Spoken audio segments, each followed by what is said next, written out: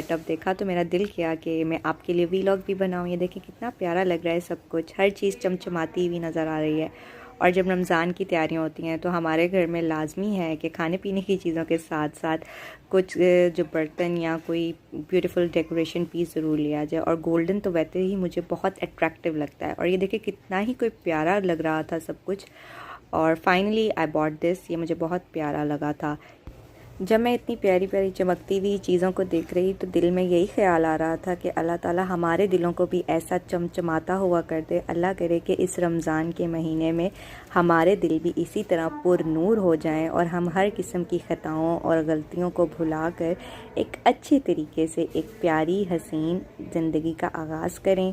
और खाने पीने और डेकोरेशंस के अलावा अल्लाह ताला का कलाम जो है उसको भी अपनी ज़िंदगी का हिस्सा बनाएं। कम थोड़ा ज़्यादा जितना भी हो सके कुरान